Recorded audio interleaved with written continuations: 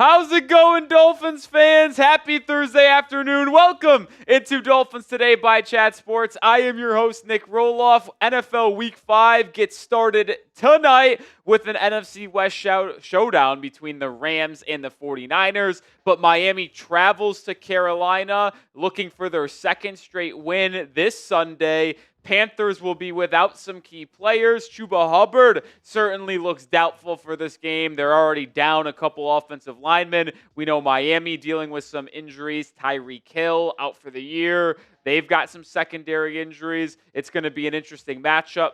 Miami 1.5-point favorites on the road. I feel good about a potential win this Sunday. But we got a lot to discuss when it comes to changes to the defense, a potential reunion with Christian Wilkins, and a trade target in Seattle by the name of Riq Woolen. But shout out your city for me down in the comment section. Where are the real ones watching from as Jeffrey Cooperstein joins us here? How are you doing, Coop?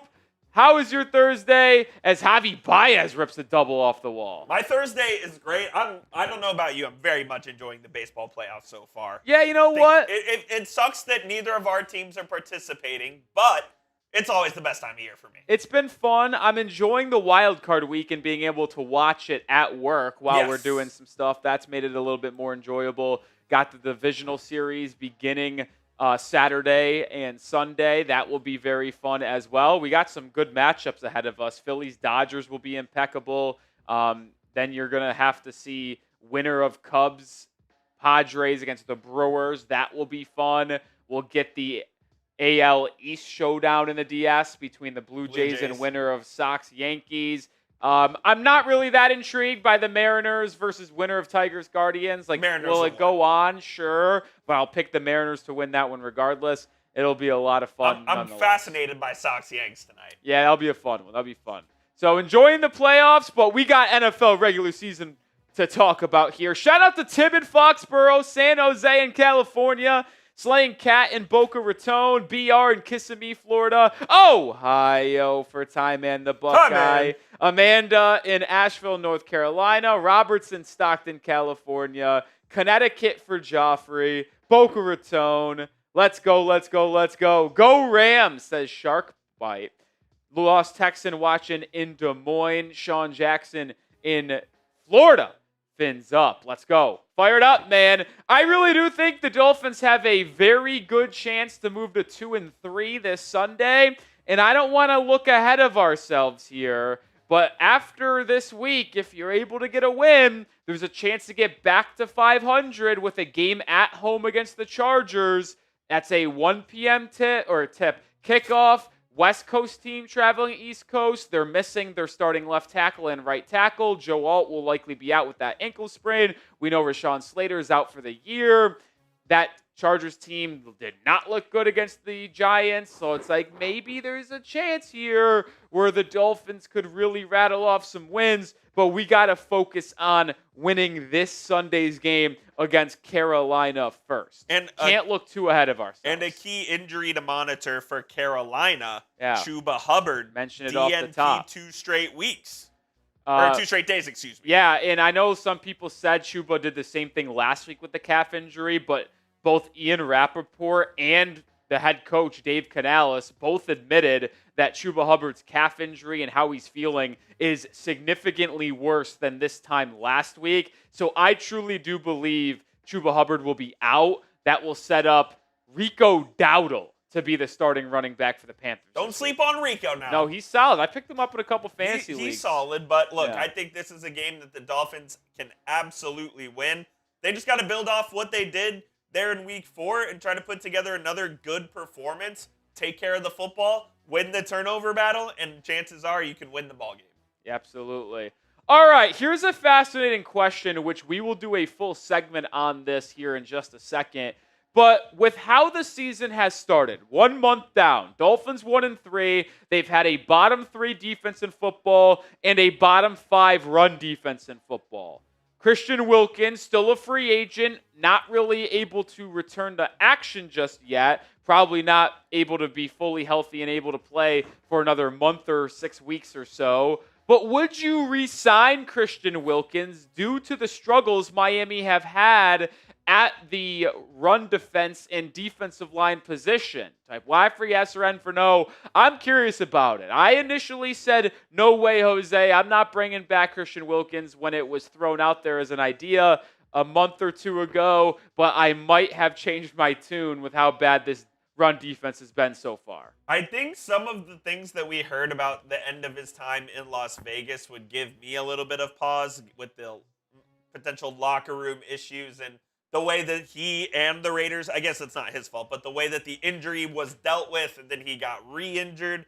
A lot of that would just be a couple of red flags for me. Now, I mean, this team definitely needs help on the run defense department. So if Wilkins was willing to take a team-friendly deal and the Dolphins thought he could help, I mean, I could see it, but I think you have to really think about it and consider whether or not he's a good fit for this locker room as well. Yeah, I'll say this for people concerned about giving him too much money. Like, I'm not really concerned about that because it would be a one-year vet min type of deal for the rest of the season. He's getting paid a lot of money from the Raiders, and with his injury history and coming off a scary injury and only playing for half the year, it's not like it would cost you too much. I would lean yes, but I'm certainly not going to, freak out if the Dolphins didn't sign him. But I would if I could. In our live poll, 90% saying that the Dolphins should re-sign Christian Wilkins. Go vote if you haven't already. Yeah, go vote. Well, this is kind of working hand in hand with that question, but half the reason why I would be interested in signing Christian Wilkins is because how poor the rookies, Kenneth Grant and Jordan Phillips, have been playing as they've been key players for the Dolphins so far this season. I want to know, have you been disappointed with the first-round selection out of Michigan, Kenneth Grant, through the first 4 weeks of the season? Type Y for yes, type N for no. I say yes. I mean, I've been very critical of him, but for good reason. He is a bottom 3 graded interior defensive lineman by Pro Football Focus this season. He's 117 out of 119 defensive linemen. A quarter into the season, I think it's super fair to say that he has not lived up to the first-round pick billing. And it's not, of course, not all his fault, but he's a reason why this Dolphins run defense is so bad, frankly. Like, they just haven't been able to find really any, I guess, rhythm, for lack of a better term, with the defensive tackles. Like, even Zach Sealer hasn't been very good this year. So they need somebody to step up. I think maybe right now NFL football is a little too rich for Kenneth Grant's blood, and he just needs some more development. But, yeah, I mean, I would definitely say I'm disappointed so far. Yeah, hopefully he picks it up sooner rather than later. We got 100 people in the building. Hit that thumbs up icon if you have not already. We need to get to 50 likes to start today's live show. We have a 4-segment show for everybody here. Defensive changes potentially coming. Signing Christian Wilkins, we'll talk about it. A Tariq Woolen trade, is that something that could come to the forefront here before the November 4th trade deadline? And we'll also round out the show with a Dolphins Q&A. So to get into all of the segments we've got planned today, hit that thumbs up icon. Let's get to 50 likes. We're at 24 right now. Should be instantly at 50 likes. Takes 1 second to hit that thumbs up icon. We put out daily free content live 3 times a week. We'll be live on Sunday for the Panthers Dolphins NFL Week 5 game. So join the channel, hit that thumbs up icon, and I want to get today's show started. Come on, we only got 28 likes. Let's get to 50. Bang. And the Tigers take a 4-1 lead. Big time stuff there. I'll also throw this out there. If you are today's MVP, which means you send in the most super chats on today's stream, we will give you 5 extra raffle tickets to begin our Week 5 raffle. Ooh. We're going back to a weekly raffle here. We have an old school Dolphins poster logo, or logo poster, that will be raffling off on Sunday. But you can get 5 raffle tickets if you are the MVP of today's stream. It sounds fire. It is pretty fire, actually. It'd be dope. I should have ordered one for myself to put in my man cave. We got 36 likes. Come on. We need 50. We should be there already. 10 minutes into the live show, and we can't get 50 likes. We've had 400 total people come in and out of the building. That's tough. You might just have to sign off. I mean, let's go. Come on. I want to get today's show started, baby.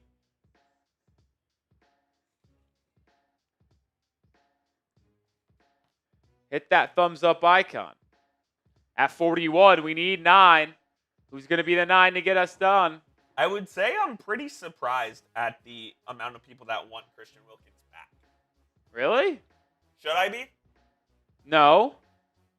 This is a player that most fans didn't even want leaving the team to begin with. But when he became a free agent.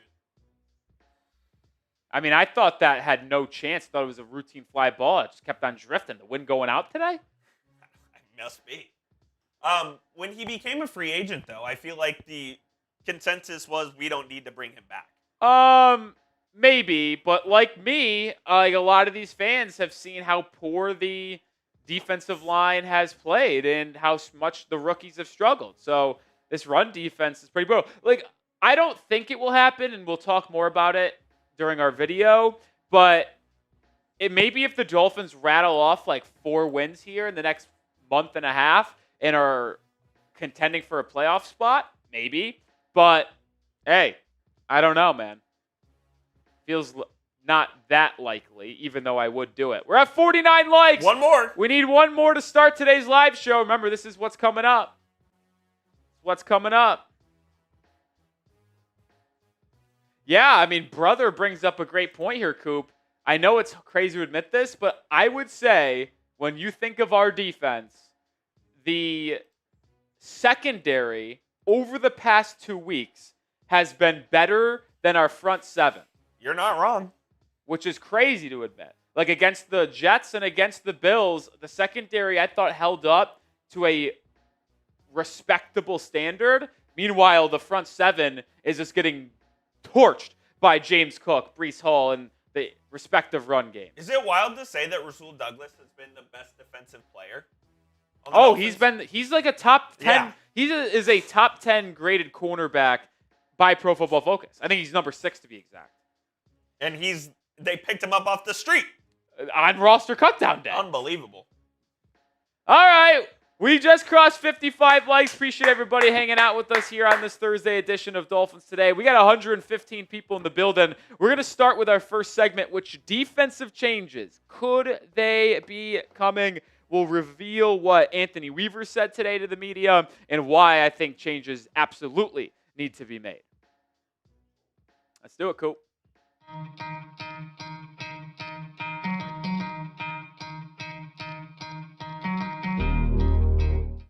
There is no secret about it. The Miami Dolphins defense through 4 weeks, the first month of the season, has been absolutely abysmal.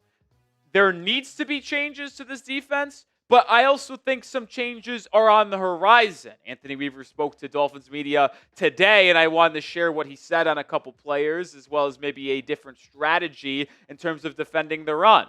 But you look at the defensive ranks through 4 weeks, and it just isn't pretty. They're bottom 5 in points per game, yards per game. They're second worst in EPA per play, second worst in EPA per pass. You see that they are the second worst third down rate defense in the NFL. They allow their opponents to convert 51% of their third down opportunities. That simply isn't going to cut it. And the shocking thing here with this defense is that they are 25th in pressure rate when most people, including myself, projected the front 7 and pass rush to be the strongest point of this football team.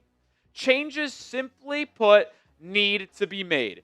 What is the definition of insanity? Doing the same thing over and over again, expecting different results. Well, that's what it would feel like if the Dolphins defense and coaching staff just continues to do the same thing week in, week out, expecting different results. Because we've seen through 4 weeks, nothing is going to change unless they bring different personnel, different stylistic ideas, because what they did in the first month simply is not acceptable.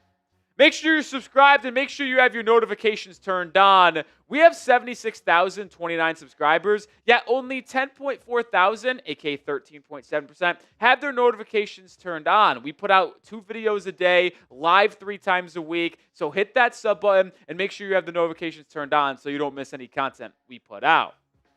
Well, I want to go back 1 week here. Anthony Weaver went kind of viral for a quote before that Monday Night Football game against the Jets, asked about the physicality of the defense. Well, he said at some point it comes down to changing the math through violence. I need you to do more than your job. I need you to whip that guy's ass in front of you. And that went viral as terms of the mentality and aggressiveness from Anthony Weaver. And I think the defense responded relatively well.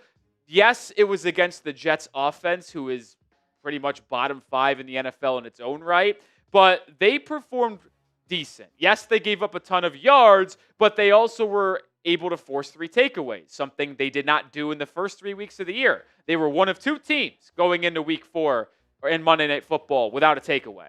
They changed that by getting 3 of them. But the point I'm trying to make here specifically, and we'll get to the changes and why they need to be made, is how bad this run defense has been. And I really feel like I'm beating a dead horse here, but it's just so appalling to me. Because I like to think I know a little bit about football. I like to think I can analyze the game pretty well, and I hope you guys believe that as well, and it's why you guys come here for daily content. But the point that I was going to make here is that this defense was supposed to be so strong up the middle and on the line. And they have just been blown off the ball and unable to generate pressure through the first 4 weeks of the year. I mean, you look specifically at the run defense. 30th in yards per game, 29th in yards per play, 28th in EPA per rush, 31st in yards before contact per attempt. Now, they actually have done a relatively fine job bringing down the ball carrier. There hasn't been that many missed tackles in extended plays. You see they're ranked in the top half in the NFL in yards after contact per attempt.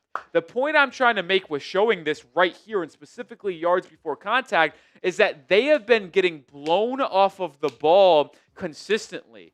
Grant, Sealer, Chubb, Phillips, Chop, Judon, Bonito Jones. Like, they are not blowing up plays. Instead, they are getting blown up, which is allowing these opposing running backs to get 2-3 yards down the field on average before they're contacted by the first Dolphins defender. That is simply unacceptable. And Anthony Weaver knows this. He's not stupid. And he said it today.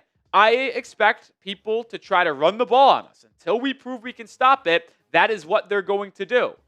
We saw it with the Jets. Justin Fields isn't really a good thrower of the football to begin with, but they really tried to run the ball early in that game, and they only had to change their strategy after Miami took a 2-score lead in the first half and then maintained that 2-touchdown lead pretty much the entire second half. Like, we need to be better defending the run, and this defensive front is just getting pushed back too often. It's creating wide open running lanes for opposing teams, and you simply will not have success if your opposing running back is able to get 2-3 yards down the field before they're contacted consistently on every single play. That can't happen. And part of the reason for the struggles is that your rookie 13th overall pick, Kenneth Grant, has been non-existent. I mean, we drafted him with the idea that he was going to come in and be an impact above average rotational guy instantly. Did I project him to be a starter? I didn't. I said your starting defensive tackle duo would be Zach Sealer and Bonito Jones, with Grant working in as that third guy. Well, because of injuries and because of different issues on the defensive line, Grant has gotten a lot more playing time. But he really hasn't been able to pay off the decision by this front office to draft him in the first round through the first month of the year. And I know it's very early in his career, but he is a bottom 5 graded defensive lineman in all of football. I mean, his PFF grade is 35.7. We have our first 2 picks in this year's draft, Kenneth Grant at 13 and Jonas Savianaya in round 2, are last and bottom 5 in their respective positions on PFF. And look at his run defense. 30. That is unacceptable. And we could go back a year. Chop Robinson, the first-round pick for Miami, got off to a really slow start the first 8 weeks of the season. And in the last 10 weeks, he turned it on and was a top 5 edge rusher in football. Yes, you can make that point. But I'll also make the point this. Kenneth Grant was labeled as more of an impact guy right away than Chop. Most people knew Chop was going to have to develop. And with Grant, there was more of an expectation he was going to be able to contribute sooner rather than later. And that's why I expected more early from him. And it's kind of why I'm disappointed that we have not seen more from Kenneth Grant at this point in the season. Pin comment on today's show. Do you agree with me? Have you been disappointed with the first-round pick, Kenneth Grant? Type Y for yes, type N for no. I certainly have. Let me know your thoughts. Well, there has been a large conversation about the rookie, by the way. Weaver recognized that. A technique and fundamental issue. KG has tremendous talent, but until we match that talent with technique and fundamentals, it won't be reached. I understand the expectations with Grant. Nobody puts more pressure on himself than him. Let's not judge him after 4 games. He's going to be a good player because of work ethics and want to. You've got to allow that maturation to occur. And I get it. I really do. Like, you have to let him develop. You have to let him get reps and learn the techniques and fundamentals required to be an impactful guy. But as long as he continues to play this poorly, it's going to be hard to justify throwing them out there every single Sunday because your run defense is still going to get absolutely abused every Sunday. And you are going to make the argument, well, him getting manhandled every single game, is that actually a potential detriment to his development because he will just lose confidence in himself so quickly into his career? It's a tough thing to try to balance. I'll also mention this. I think Matthew Butler deserves more time, and this is a potential change that could come to the forefront. Am I saying bench Kenneth Grant completely? Absolutely not. But he has the second most snaps on this defensive line. Should we limit that and take away 5-10% of his snaps to give Matthew Butler more of a chance? Because he has only played in 75 snaps this year. He played the most snaps of a game this season this past Monday against the Jets, and he has been very good. He was actually the highest graded defender for the Miami Dolphins in week 2 against the New England Patriots. Limited snap count, but he performed very well. His PFF grades, they're better than Kenneth Grant, and he has made a couple more plays in the run game than KG. Like, I am not advocating for Kenneth Grant to be completely benched in favor of Matthew Butler, but I do believe something has to change for Miami, and I think it could ultimately lead to a higher snap count for Matthew Butler and maybe a lower snap count for Kenneth Grant.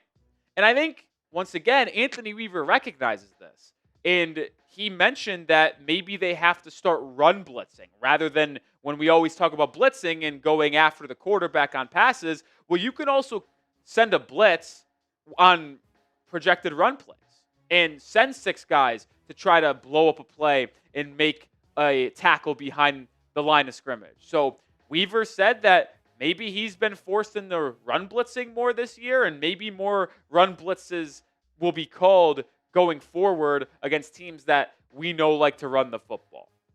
More coming up here in a second, but download the Prize Picks app. This episode is brought to you by Prize Picks. You and I make decisions every single day. Well, the right decisions can get you paid on Prize Picks, where it's good to be right. Prize Picks is the only app that offers stacks, meaning you can pick the same player up to 3 times in the same lineup. Want to pick more than Devon Achane receptions, receiving yards, rushing yards? Well, now you can pick all of them in the same lineup only on Prize Picks. And how you play is up to you. If you want flexibility, choose the flex play where you can get paid even if one of your picks misses. And if you want the biggest payout, well, go for the power play. No matter how you play, Prize Picks is the great way to put your takes to the test. And I have an entry in for this Sunday, which might have to be ultimately changed because Chuba Hubbard might not play, but I got more than on his rushing yards. I have more than on Jalen Waddle touchdowns, and I have more than on Cam Scatterboo rushing yards as well. Join me, download the Prize Picks app today, and use code CLNS to get $50 in lineups after you play your first $5 lineup. That's code CLNS to get $50 in lineups after you play your first $5 lineup. Prize Picks. It's good to be right. Well, another change that I could see happening here, and one that I will advocate for, is seeing more Chop Robinson. And I know this is something that I would have not expected to say going into the year, and you would probably all agree with me at home, but he simply has not been on the field for the Dolphins defensively that often. I mean, he played 37 snaps in week 1 against the Colts, but over the last 3 weeks, those snap numbers have jumped off of a cliff. 24, 22, and 22. And I know he suffered a slight knee injury in week 2 against New England in that second half, that limited snap count, and may have limited his snap count in week 3 against the Bills on Thursday Night Football, short week as well. But him having a week and a half off between week 3 and still only logging 22 snaps against the Jets was a little intriguing to me. And I really didn't understand why Chop wasn't on the field that often. Well, a lot of the media members in Miami realized and picked up on this as well and asked Anthony Weaver about it. He said the limited snaps are in part because of the new edge rushers and the new edge and linebacker coach getting a feel for their rotations. I get it. That's understandable. But to me, this is unacceptable. You look at the top 4 edge snap counts for Miami. Jalen Phillips, rightfully so, because he's been the best one for you this year in terms of rushing the passer as well as setting the edge and stopping the run, has gotten the most snaps at 170. But Bradley Chubb is at 165, Chop is at 105, and Judon is at 86. I mean, I'm sorry. Listen, Chubb is a veteran. He's been around the block, and he's done a lot of good things in his career. There is just no way you can justify to me that Miami should be playing Bradley Chubb 60 more snaps than Chop Robinson through 4 weeks of the season. Do I think Chop should be playing 165 and Chubb should be at 105? No. But do I think they should be even? Absolutely. Like, I would love to see Chop and Chubb have the same snap counts. Literally just give 30 to Chop and 30 from Bradley. So if you were to have my perfect thing, Judon with his 85 snap count, good with me. But you have Jalen at 170, and why can't we have 80 or 135 for both Chubb and Chop? Like, you drafted this guy in the first round last year. Yeah, he has struggled defending the run at times, but he was a dynamic pass rusher a year ago. We have not seen it this year. Maybe it's because of the injury. Maybe it's because he has not been on the field as much as we would have expected. It's a lot of different reasons, but I just don't know why he's not playing more. I hope this changes. I know we're talking mostly about defensive changes today, but I did want to mention one offensive change before we got out of here on today's show. Miami started Cole Strange at right guard in Monday Night Football against the Jets, and it seems like that is going to continue here for Week 5 against the Panthers. Frank Smith, the offensive coordinator, said that he has the movement ability in the run game that for us is a good fit to our system. He showed it Monday. Everything is not always perfect, but there were a lot of promising things from his technique. And when I watched the film, I didn't hate what I saw. Was it perfect? Absolutely not. He still got beat a ton in pass protection. But he was significantly better than what the Dolphins have thrown out there at right guard in the running game. Comparing him to players like Keon Smith and Daniel Brunskill, who got abused in weeks 2 and week 3, Strange was a nice improvement in week 4. I'm not going to act like it's perfect. Like I said, it's not.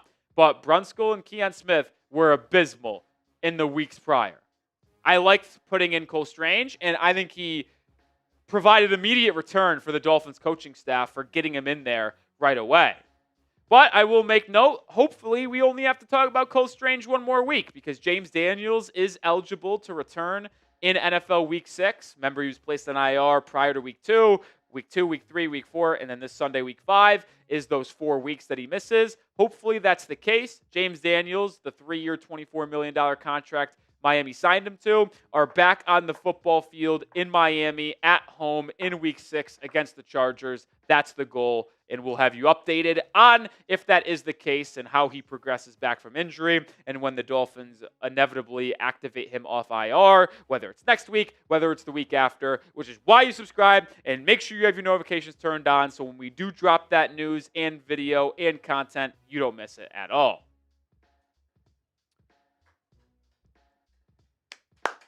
One segment in the book.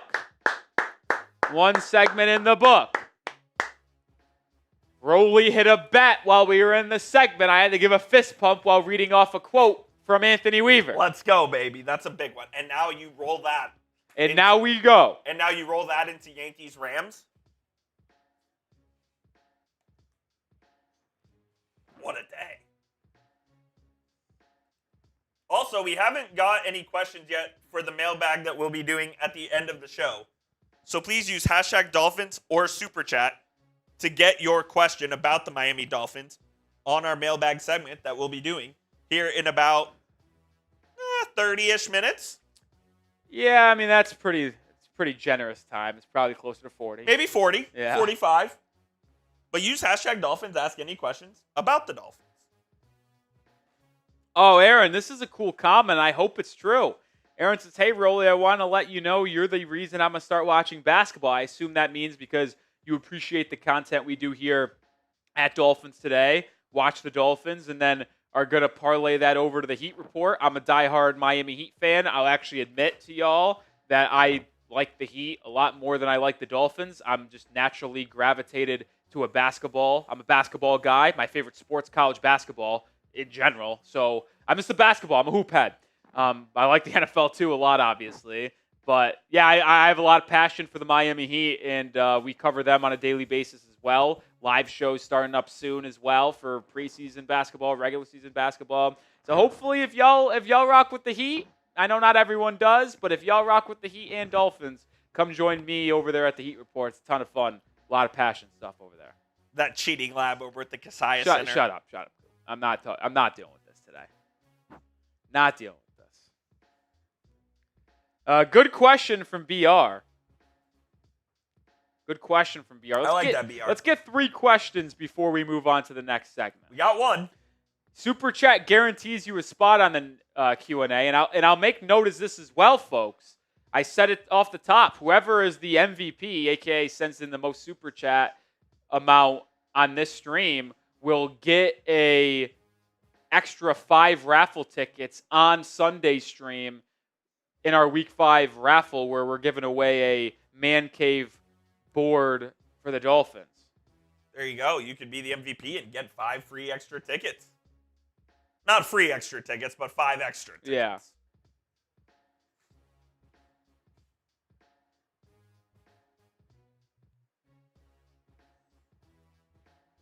David Ferguson will be talking about Riq Woolen, not in this next segment, but in the segment after that.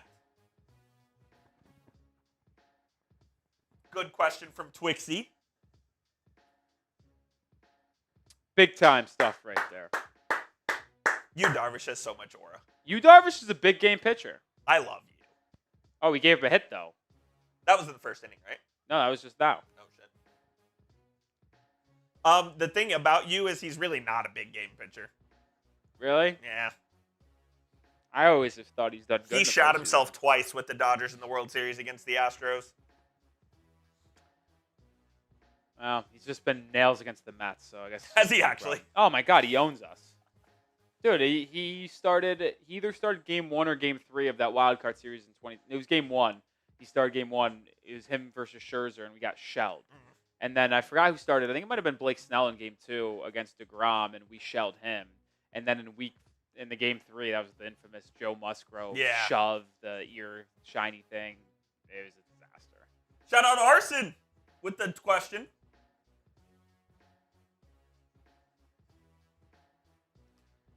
And now we roll, folks. Let's get it. So we got some questions in. I'm just going to quickly check to see the odds for tonight.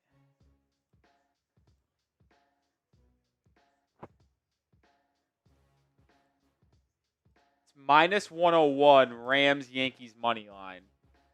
I don't hate it. It's basically just getting juiced odds. I kind of want to make it juicy. 1 player prop tonight. Puka Nakua. So this guy from Barstool, Mutt. Have you heard this guy? He has been. That's the one. That's not the one they just hired, right? Yes, it is. The bald guy, the horse guy. Yeah. Yeah. But he has been unconscious on Thursday Night Football bets. I'm in. Portnoy, this is the play. Kendrick Bourne, 40 receiving yards. Blake Corum to score a touchdown. Mac Jones, 20-plus completions. I think I want to take one. I think it's going to be that's the third leg of the play. Yankees money line, Rams money line in one of those plays. I think I like Kendrick Bourne the most. 40 receptions. 40 receiving yards. Juwan Jennings out. Ricky Pearsall out. Mac Jones and Bourne had chemistry in New England together.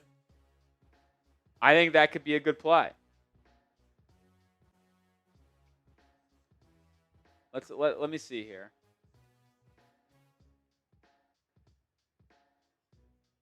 Shout out Kenny with the question.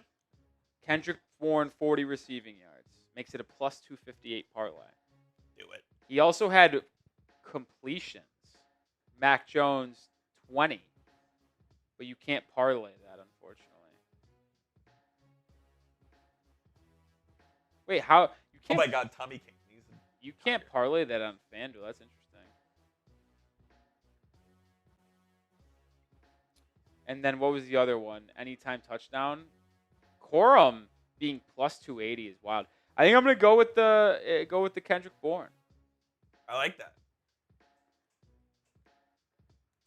What is Christian McCaffrey's all receiving yard line? 50. Is around 50. That's crazy.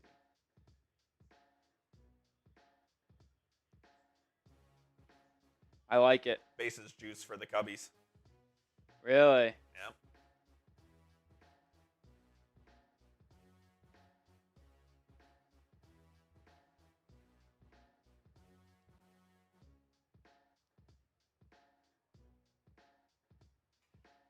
All right, we're going to get into our next segment here real quick.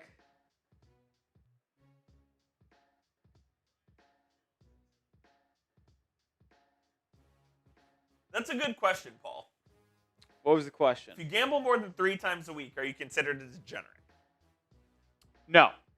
I think it's all about how much the money in which you're wagering. I would concur. Like, to me, because you could bet like 20 times a week. But if every bet is $5, I'm not going to consider you a degenerate gambler. I agree. Now, if all of those 20 bets are $100 a pop, well, now we have a discussion to have. We know some degenerates. We know degenerates, absolutely. Brent FN says, I want Jeremiah Smith. You can't have him this year because he is not eligible to enter the draft. That's correct. I would also want Jeremiah Smith, though.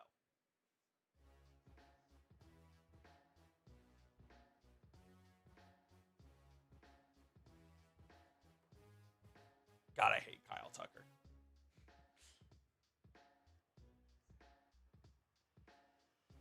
All right, just texted it. Rams money line, Bourne's 40 receiving yards, Yankees money line.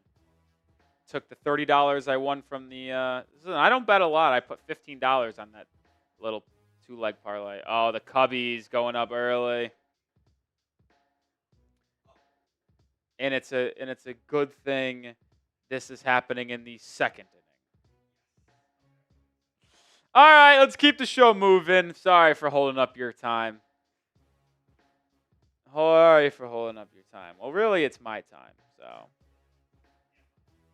yeah, it's me and Coop's time. We're just choosing to share it with you guys. That's all.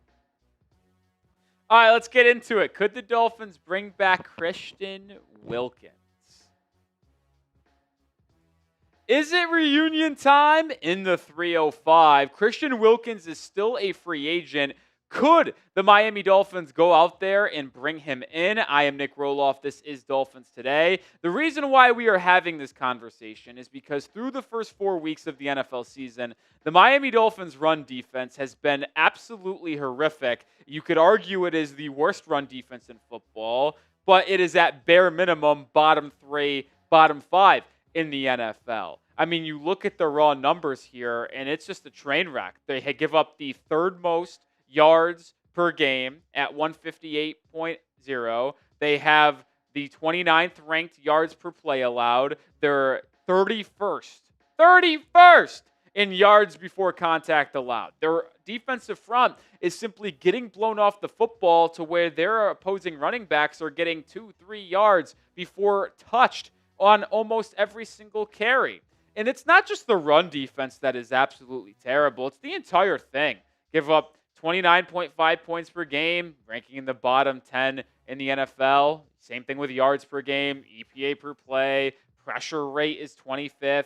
And the third down rate is the second worst number in the NFL as well. I mean, there's just no arguing that the defense for Miami is an absolute liability. And I'm not going to sit up here and act like the Dolphins would be an elite football team if they had a good defense. But if you gave the Dolphins an average defense, they're at least 2-2 right now. Like, without a question, they're 2-2. Because they've been unable to get stops in the first 3 games of the year.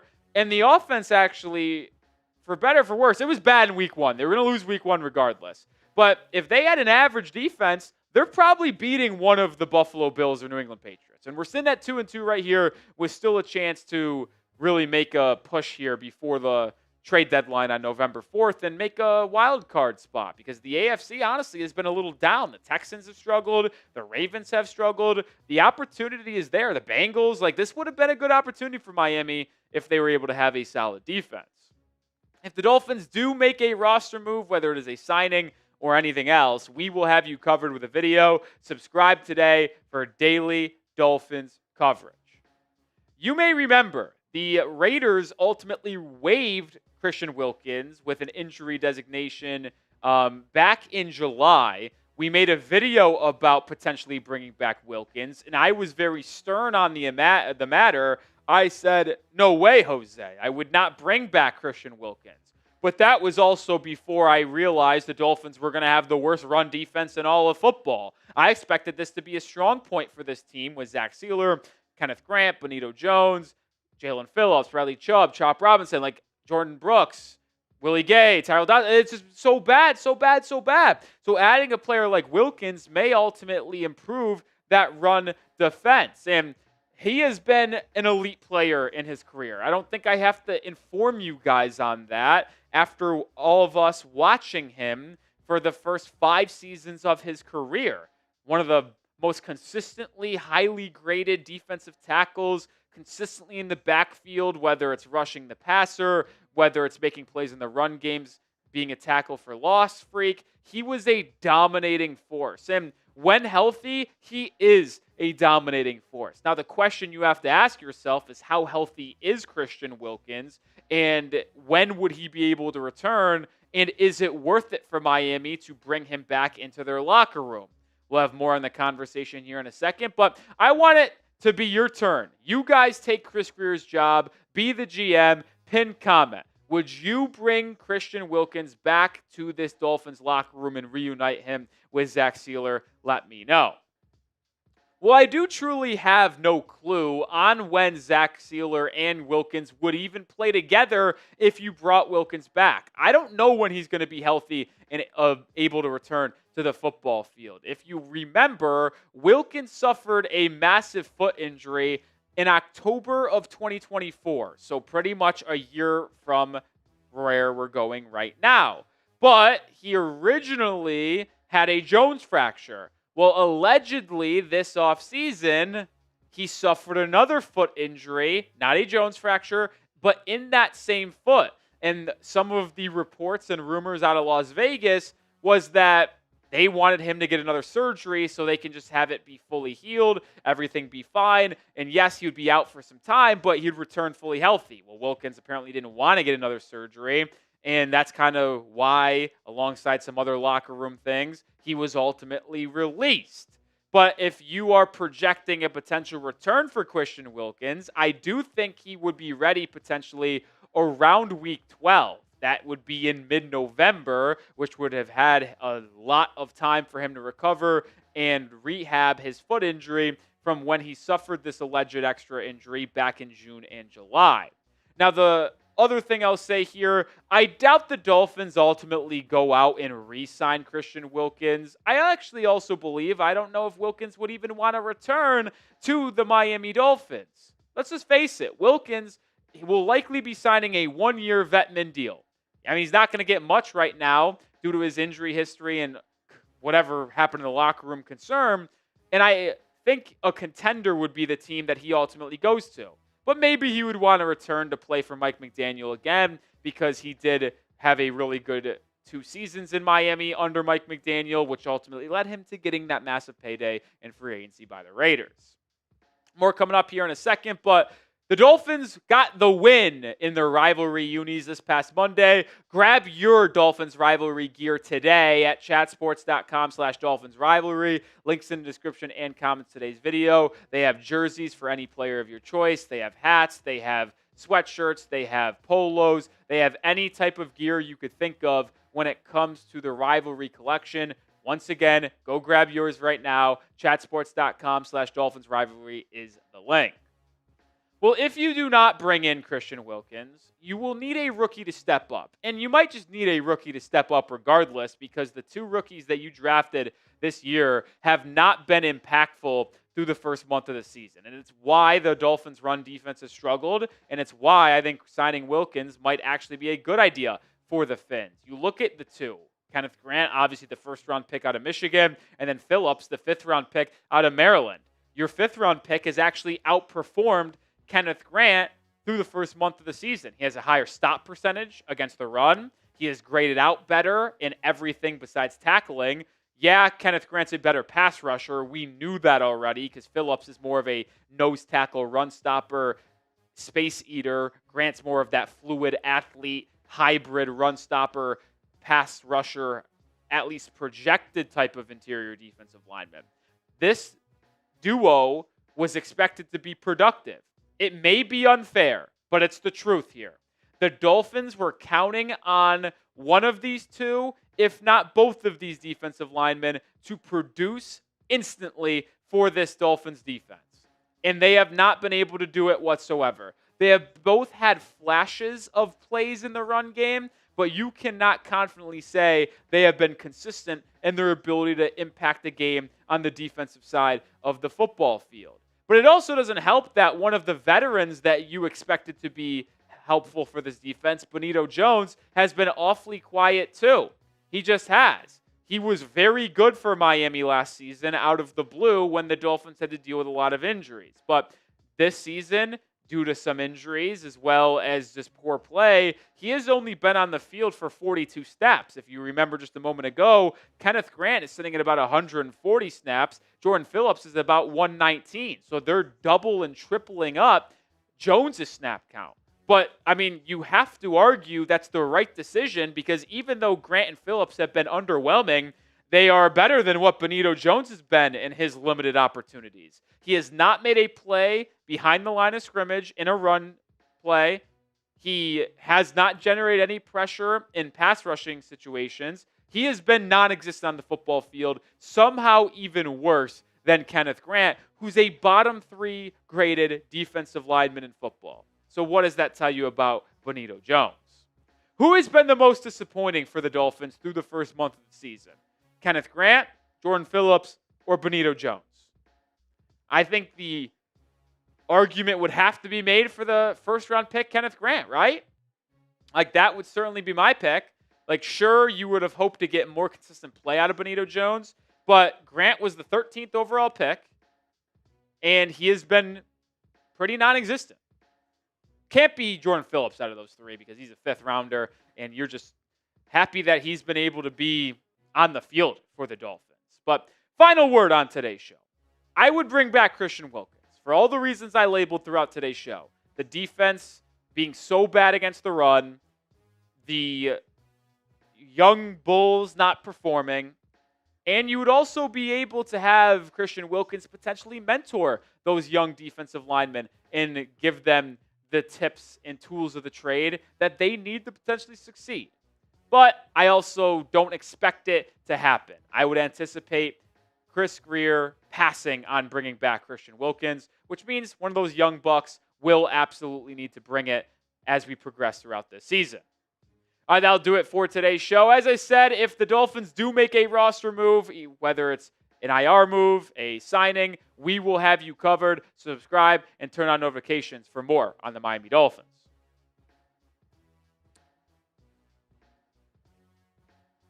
They're going to turn 2. Wow, that's a big play. Big time for them. For them to only give up 2 runs that inning is unbelievably big.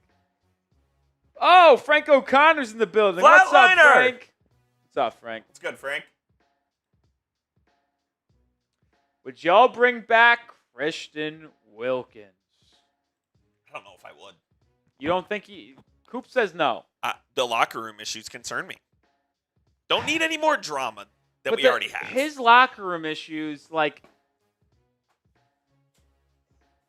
they're not real. Like, no one knows the true story. This is true. Well, maybe the Dolphins do. Yeah, I guess. Like, that's why I think, like, I don't know, like, the jokes write themselves. Yeah, people know what they are. But, like, they're not issues. No, they're not issues. Yes, this is true, I guess.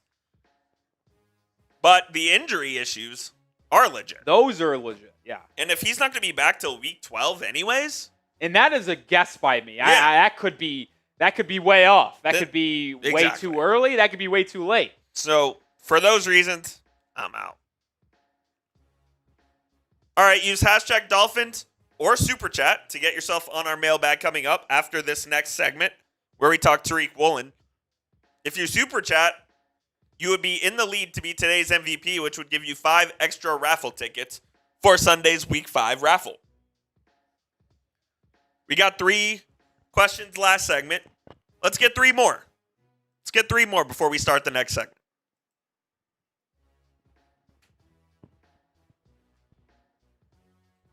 Shout out David. Shout out Bob. Brother, Cliff D. Appreciate y'all. Yankees money line and Kendrick Bourne 40 yards. This Rams are going to win, so it's just those Yeah, two. the Rams will win. No way McCorkle is winning tonight, correct? Yeah, no chance.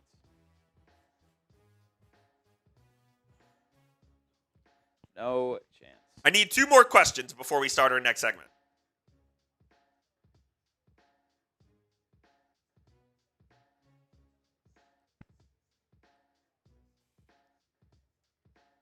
You need 2 more questions, you say, Coop? I need 2 more questions. 2 more questions for our mailbag. So, for instance, hashtag Dolphins. Should the Dolphins sign Christian Wilkins? Or should the Dolphins make a trade for a receiver? As long as you use the hashtag there. Kenny, great question, but use hashtag Dolphins and then ask the exact same question. So copy paste it and then put hashtag Dolphins at the end. Mr. Buttflakes.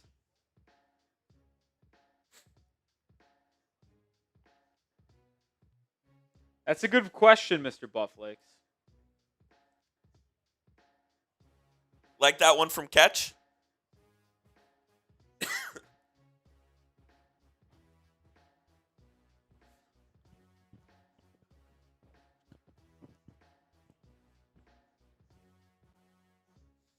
Jesus. It's kind of an electric lay. Yeah, how about this, though? Oh, no way. Damn. That's insane. That is nuts. 64K. In 1 month.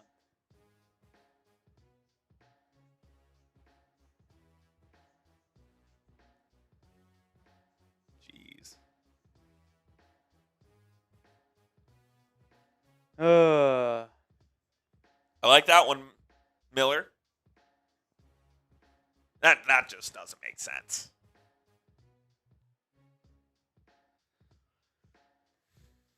All right. Let's talk some Riq Woolen.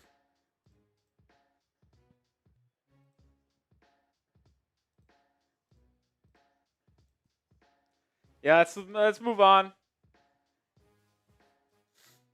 And let's get rolling into the next segment. Yeah, that's incomprehensible. What a word for me. It is. So I know a lot of the big words. It's just all about trying to actually say them. Not very good at that. All right. I think we have some good questions in there, and we'll get some more questions potentially here in a second. But let's talk about a potential major trade here where the Dolphins could grab a CB1 of the future. Yeah, why not? Let's talk about it. 1 second here, Coop. All right, let's do it. Could the Dolphins be making a major trade before the November 4th NFL trade deadline with the Seattle Seahawks for cornerback Riq Woolen? I think this is an idea that you might laugh at first because the Dolphins are not contending, at least as of right now, for a Super Bowl or even maybe a wild card spot. But I'll explain why this may be a good decision for the Fins before that November 4th deadline. But first, let's get the backstory on Woolen here, because he certainly may be available for trade. Ian Rappaport tweeted about it this past weekend. Obviously, Seattle played on Thursday Night Football. They got the win on the road. They're 3-1. Devin Witherspoon, their CB1, finally returned off of injury. Well, Riq Woolen has been getting kind of phased out of that Seahawks defense. His playing time has been diminished. He's in a contract year, and a lot of teams around the NFL believe he could be available for trade before that deadline on November 4th. And I am certainly intrigued. I don't know how you couldn't be. With how badly the Dolphins need secondary help, and even though the secondary has played better over the past couple of weeks, there is still no long-term solution at corner in this organization. So Riq Woolen could be a good idea. If you are unfamiliar with his game, let me inform you. He was a 5th-round pick in 2022 out of UTSA, and he flashed onto the scene as a rookie. Led the NFL in interceptions, co-leader, but same thing. And he actually made the NFL Pro Bowl. But the reason why he's such a fascinating player is because of his intangibles and his unbelievable physical traits. He's still only 26 years old. He is 6'4", 210 pounds, and here's the kicker. And it's the part that made him such an intriguing draft prospect. He ran a 4.2640 at 6'4", 210. An absolute massive corner that can absolutely fly. He's got such physically gifted traits. And it's just like you see the flashes on the football field of when he plays in the right scheme with the right technique, that he can be a top corner in the NFL. And if the Dolphins ever did make a trade, we would let you know about it first over on Twitter. At Nic_Rohloff is my handle. If you're a Dolphins fan and you don't follow me on Twitter, I don't know what you're waiting for, and you're missing out because we're tweeting out about highlights, news, and everything you need to know. So go give me a follow right now. Now, it's been certainly an interesting couple of seasons for Woolen because he flashed onto the scene, as I mentioned. Pro Bowl as a rookie, 5th-round pick, and looked like him and Devin Witherspoon were going to be an elite cornerback duo in Seattle for years to come. His first 3 seasons, he was great. Sure, he gave up 14 touchdowns. He does gamble a little bit in terms of trying to take the ball away. As you see, 11 career interceptions, and he had 28 PBUs, but allowed a 57% completion percentage and 14 tutties, and a QB rating of 78.9. But you look at this season, it certainly hasn't been as sharp. 66.7 completion percentage, 10 receptions on 15 targets, allowing 145 yards, 1 score, and a QB rating when targeted of 120.1. Woolen was absolutely sensational the first 2 years of his career as a rookie and a sophomore for the Seattle Seahawks. But ever since they hired the new head coach, they have not used him, and he has not succeeded like he did early in his career. Obviously, the new coach, Mike Macdonald, who came from the Baltimore Ravens, Seahawks head coach, this is his second year. And it's no coincidence that Macdonald joins the Seahawks, implements his defensive scheme, his play calling, and that is exactly when Woolen started to fall off. He simply is not really meshing into this new Seahawks defense. But the talent is there. I mean, we've seen the talent on the field be successful. We've seen it be Pro Bowl caliber as a rookie. So to me, if he is truly available on the trade market, this is a player that I would be willing to gamble on and potentially make a trade for if he is available at the deadline. So would you be on my side? Would you trade for Riq Woolen if he was available? Type T for trade, type P for pass. Let me know your thoughts down in the comment section.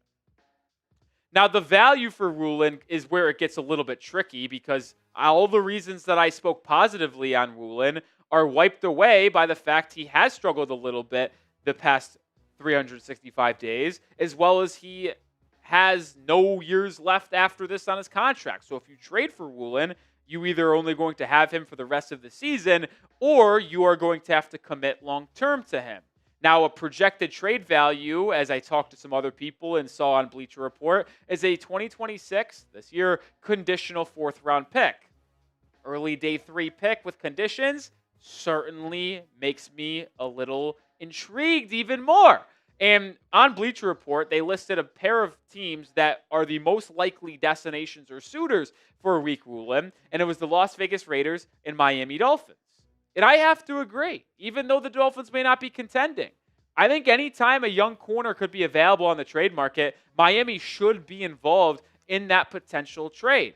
And the Dolphins have right now 9 projected first-round picks, or not first round, I wish, total picks in 2026. They have their first and second. They have their third. They have an extra 3rd-round pick. Remember when the Dolphins traded back in this draft? They traded their 4th-round pick to get a 3rd-rounder from the Texans. It's still unclear if it's from the Texans or Giants, but they have 2 3rd-rounders this year. They have a 4th-round pick of their own, right? But they also are projected to get a 4th-round comp pick for the loss of Javon Holland, who signed that 3-year, $48 million deal with the New York Giants. So you have picks to use in day 3 and in the 3rd round, multiple, to potentially go out and trade for a corner like Woolen. And I think an early day 3 pick is more than fair for a 26-year-old corner who has flashed before and is just a little bit down on his luck right now because of a scheme fit in Seattle.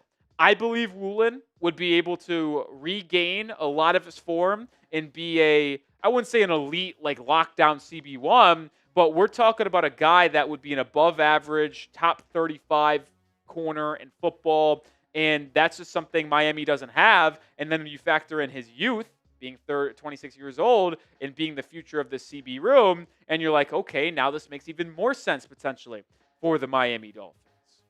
More coming up here in a second, but this episode is brought to you by Prize Picks. You and I make decisions every single day. The right decisions on Prize Picks can get you paid. Prize Picks so simple to play. You just pick more or less on at least 2 player stats. If you get your picks right, you could cash in. Follow other Prize Picks players directly on the app and copy their lineups in one click, whether it's a friend, a celebrity partner, or just someone whose picks you like. Hit the follow button and check out every lineup they create in the new feed tab on Prize Picks. I have an entry in for this week.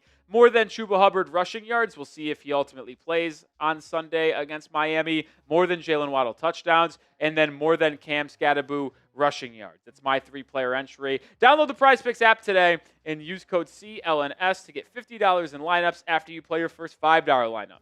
That's code CLNS to get $50 in lineups after you play your first $5 lineup. Prize Picks. It's good to be right. And not only Riq Woolen makes sense for Miami, but I think making a trade for a corner is also something Miami should look into. I think trading for one at the deadline makes a lot of sense. I don't care if we stink. Go grab a young corner who might be cheap and available on the trade market, right? Like, it just makes a lot of sense for me to go out and grab a corner like that. Like, you don't have a future in Miami. You don't. Like, Rasul Douglas has been really solid, but 1-year deal. Also 30 years old.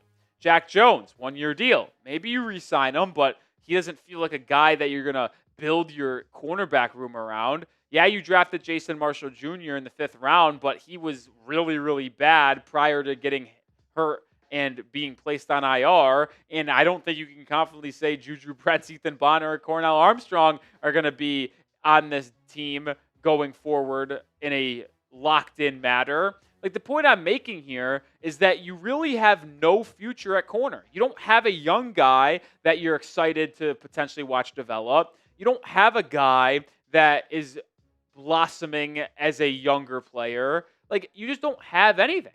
So it's like, why wouldn't you want to go out there and potentially make a trade for a young corner that can build up on this team?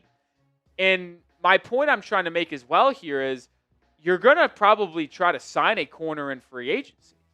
But the corners in free agency, like, aren't that good. The top free agent 2026 corners, Riq Woolen is the number 1 guy, in my opinion.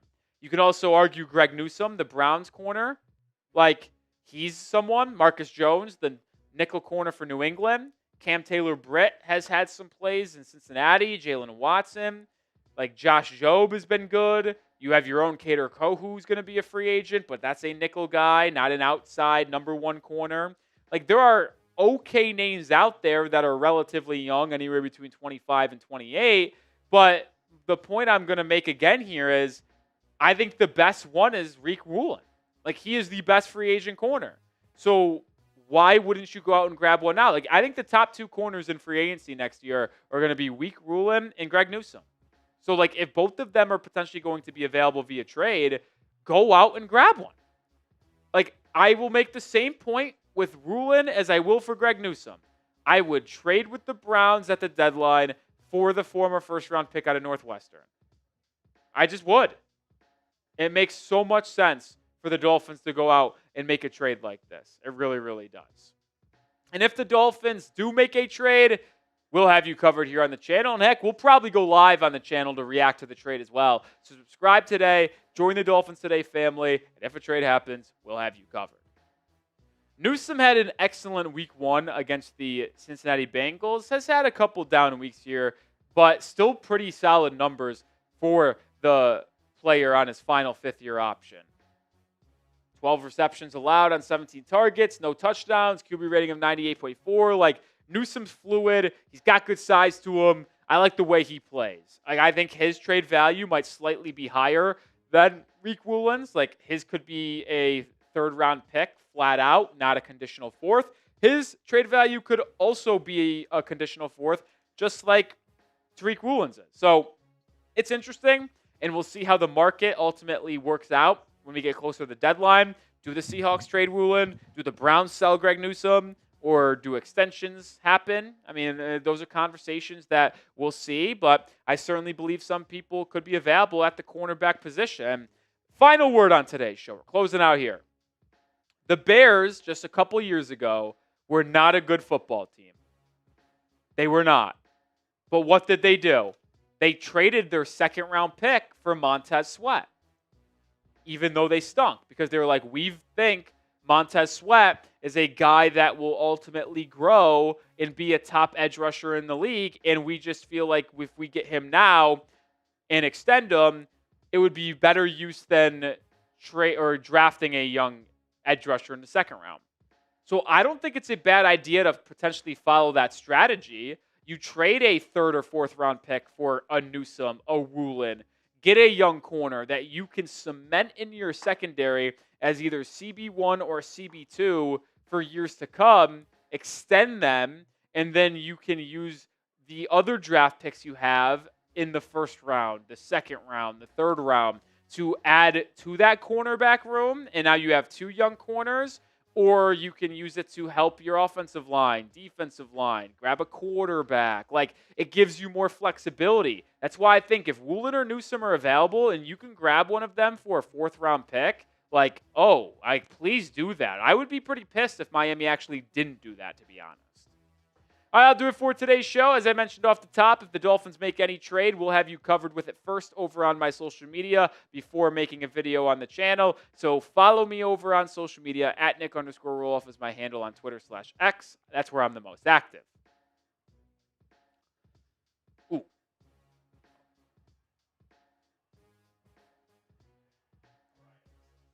Okay, there had to be something up there, Coop, though.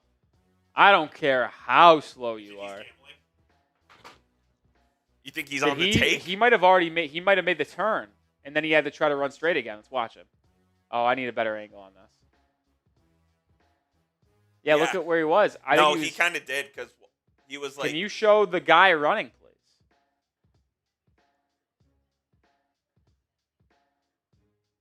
Yeah, here we go. Oh, did he get? Oh, you can't be doing that in the playoffs. You can't be jogging out of the box because you think it's going to be caught, especially when you're a bum. Oh my God, he's not a bum. He's a beast. Luis Arraez, I think there's a chance he gets like a 1-year, $5 million contract. You might not get a big contract because he doesn't hit for slugging. He doesn't hit for slugging.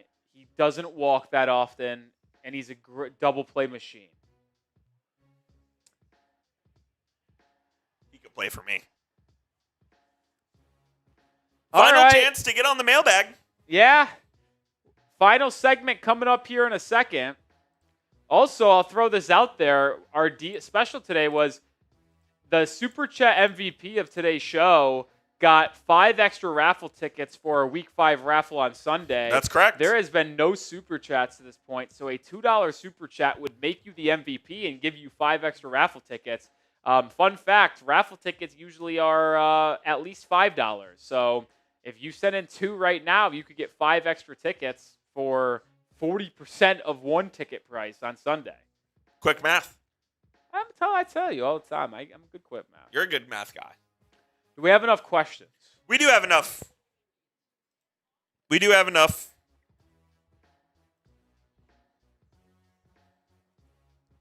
Yeah, we're good. We're good? We're good.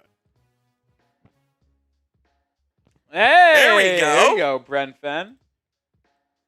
So Brent Finn now takes the MVP, so $2 is the number to beat. Saw Brentford asking a good amount of questions, so we will be sure to get one of yours in there, Brentford, on the mailbag.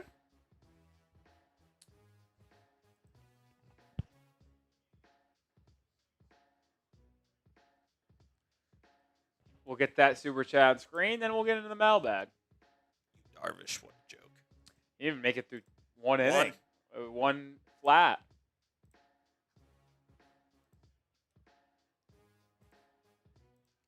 Shout out Brentford. Shout out.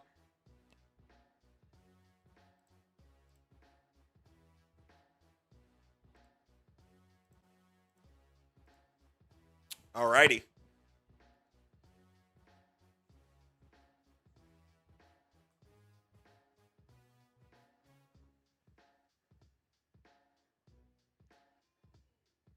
Yeah, this is so cashing, dude. Yankees money line, Rams money line. It's cashing. Born 40 yards.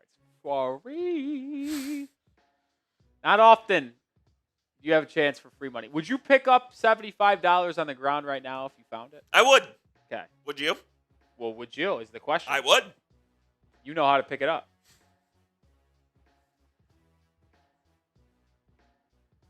The Bourne one? Suspect.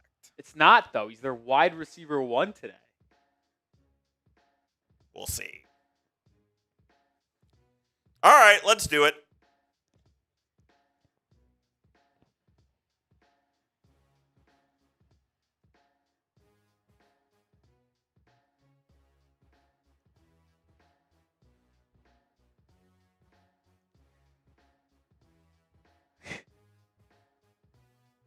All right, let's get into the final.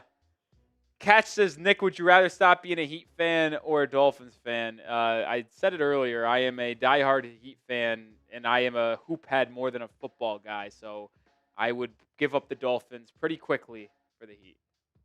What's up? What's up, Smitty? Smitty, you see that bet I made? No. Well, I hit the Nerfies parlay. Yes. And I just parlayed that winnings into this bet now. You didn't see in the chat. Okay. I've made my decision on who I'm rooting for today.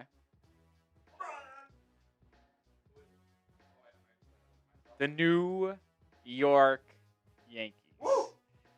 3-leg parlay here. Rams money line, Yankees money line, Kendrick Bourne 40 receiving yards. Well, I'll say this, Smitty. No Juwan Jennings, no Ricky Pearsall. Mac Jones in at quarterback. They have a really good connection going back to the days in New England. They're going to be passing a ton because they'll probably be down a lot. I just think like 5 catches, 40 yards, Kendrick Bourne, that is a stat line I see happening tonight. Okay. I like this. It's $30 to win 77.60. Would you pick up 77.60 if you saw on the ground right now? Then exactly. I'm excited to watch all the games tonight.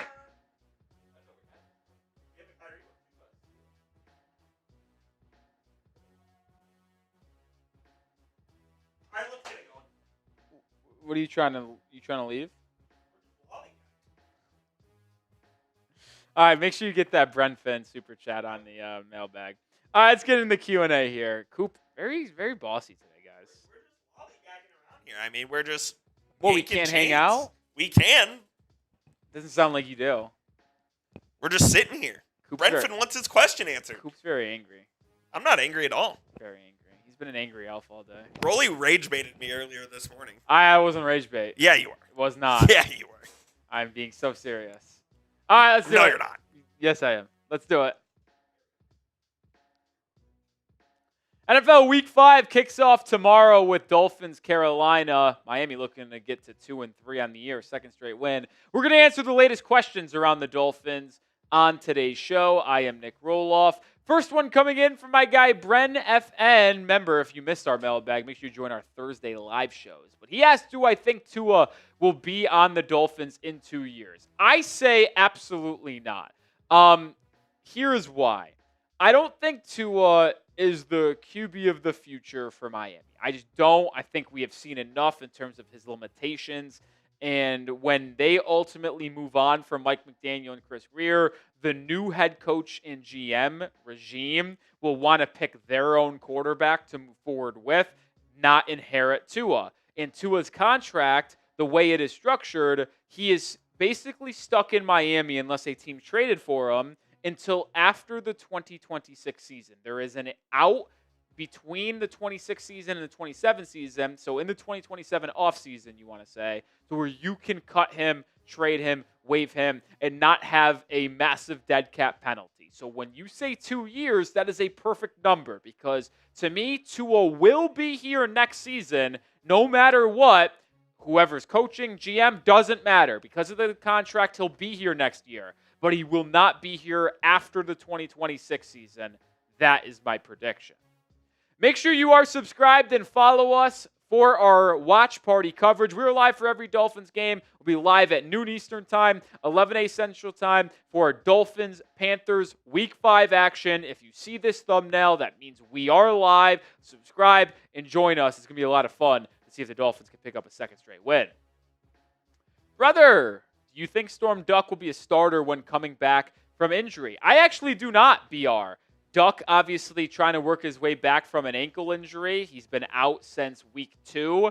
Dolphins did not place him on IR. His status for Sunday, at least as of filming this on Thursday, is very much in air and likely probably is going to be him being out in this game because he was a DNP on Wednesday and Thursday in practice. But Rasul Douglas has been phenomenal for the Miami Dolphins. He's actually the 6th highest graded cornerback on Pro Football Focus this season.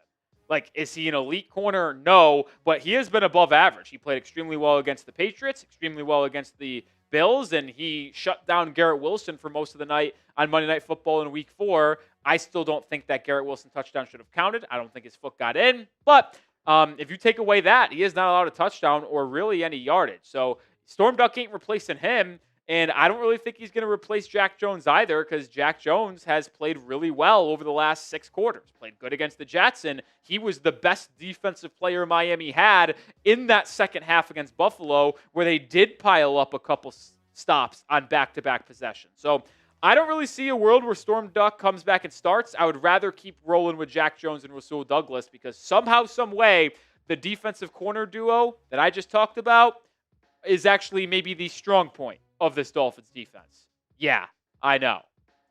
Arson with a question. With Tariq Hill out for the season, do you think the Dolphins should run a 2 tight end offense? I do definitely think we'll see more 2 tight end sets.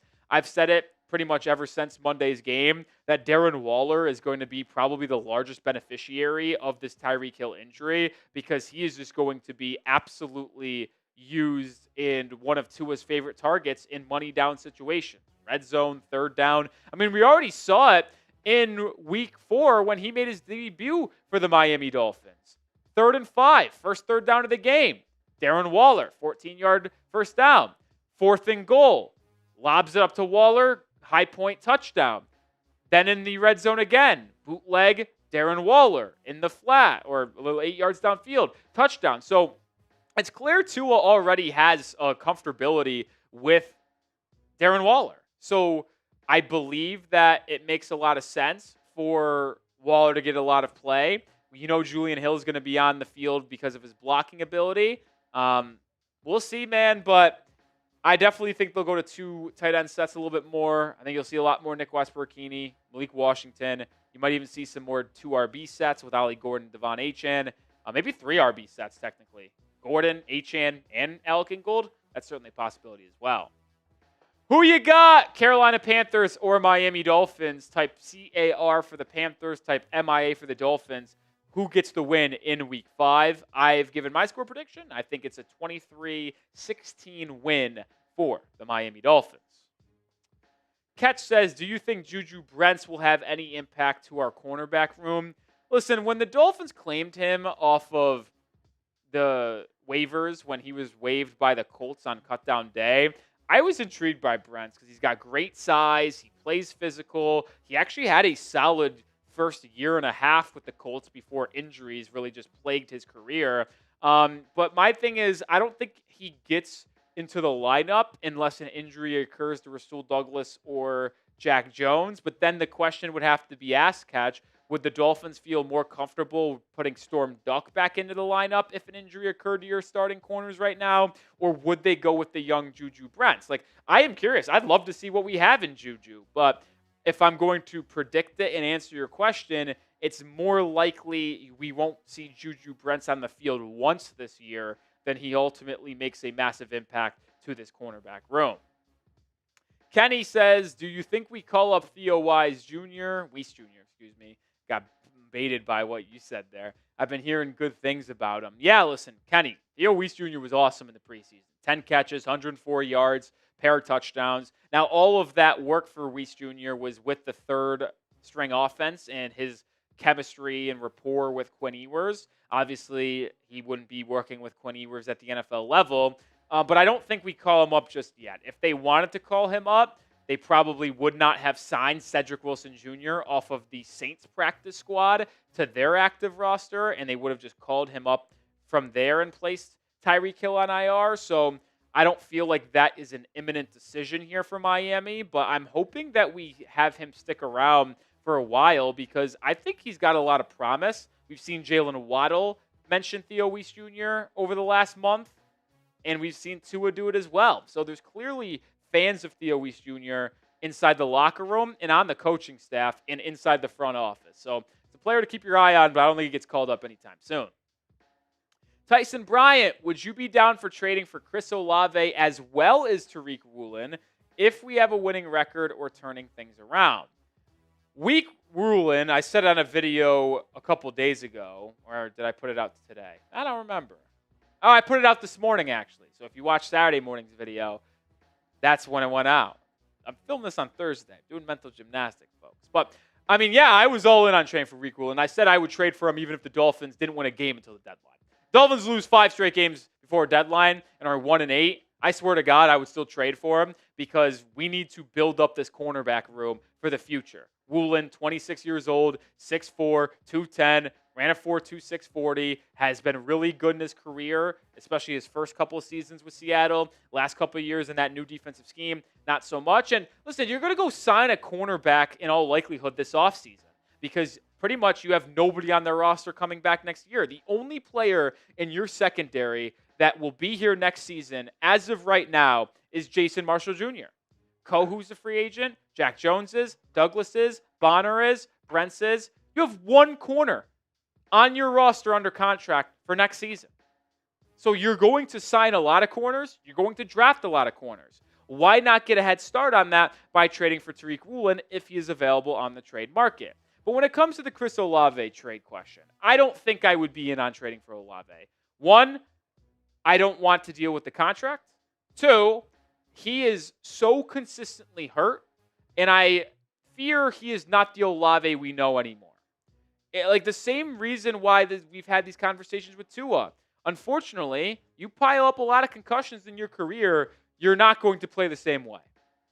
Chris Olave has arguably had more concussions. I think he might have had more concussions in volume than Tua. Tua's may have been more severe, but Olave's been concussed like 3 or 4 times in his career.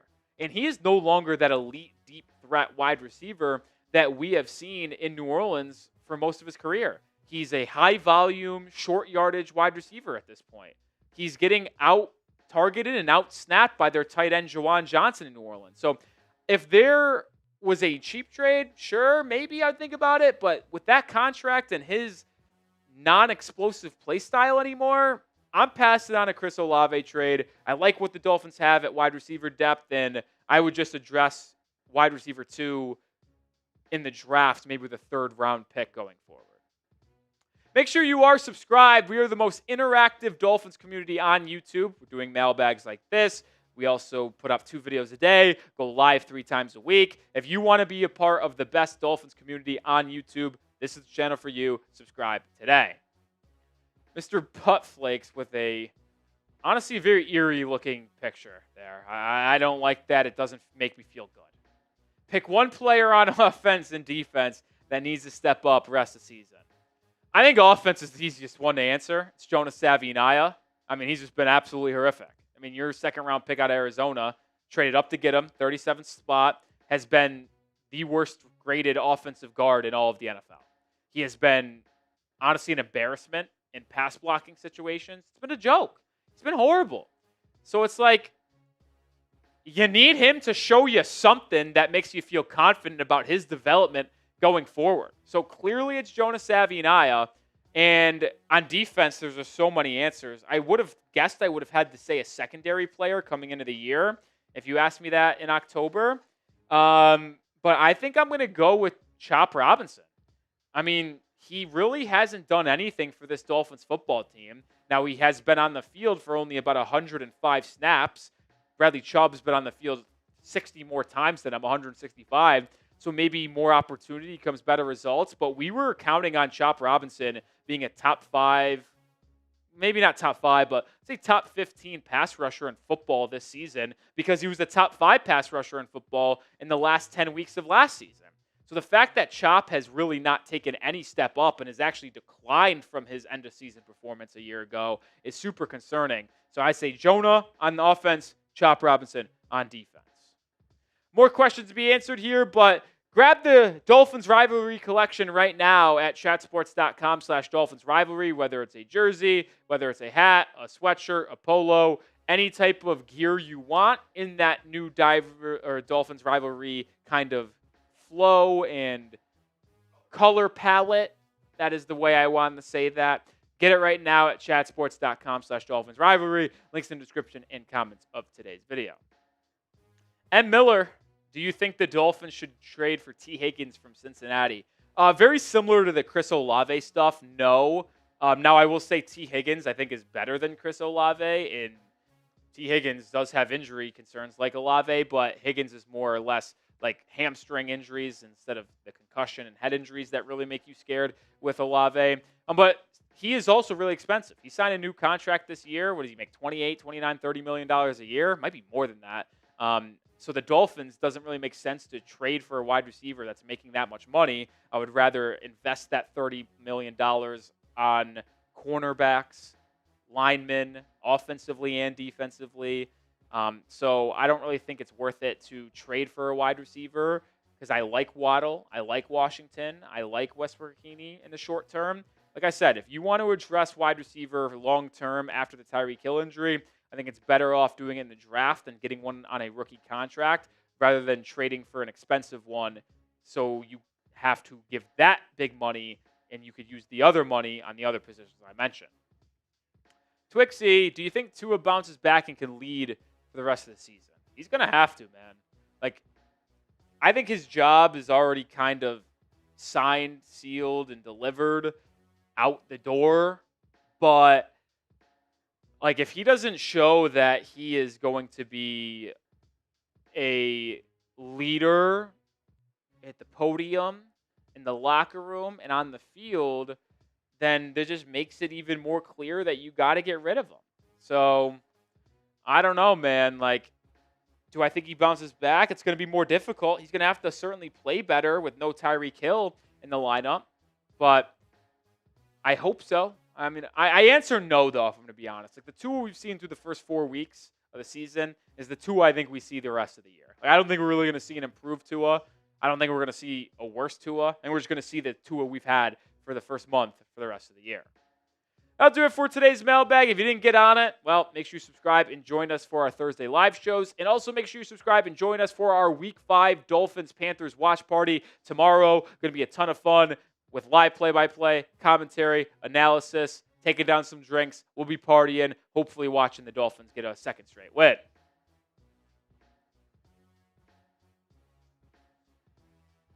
All right. 4 segments in the book. Do you feel like you're making some money tonight? Yes. I would also agree with you. You should ride it with me. I'll see what my guy has it at. I think it's a good bet.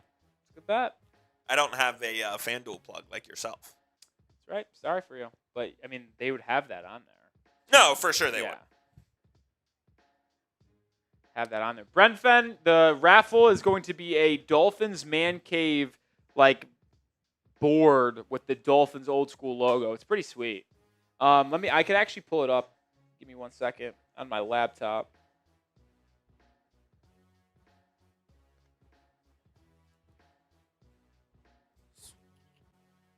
He is currently the MVP, which means he would get an extra 5 raffle tickets for Sunday stream. I love it, Brenfen. And someone could top that with a $5 super chat. It should let me same game it, right? Yeah, it should. Oh, that's tough. Right there, man. I think sec. It's going to be a cool man cave item. It says Dolphins on the bottom, obviously, but it's a little zoomed in. Rams ML. All right, but if no super chats come in here in the next minute, we will sign off and see you live on Sunday morning. Well, afternoon for you guys at noon Eastern time. For me, it's morning, 11 a.m. But Brenfen would get the raffle tickets.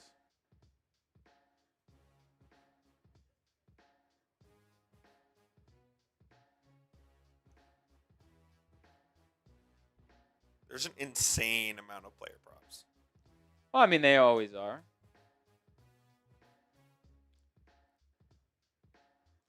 There always is. Kendrick Bourne, 40.5. The line is 40.5? Yeah. I saw the line was 41.5, and then I just did alternate to have 40 or more. Mine's 40. So you'd need 41.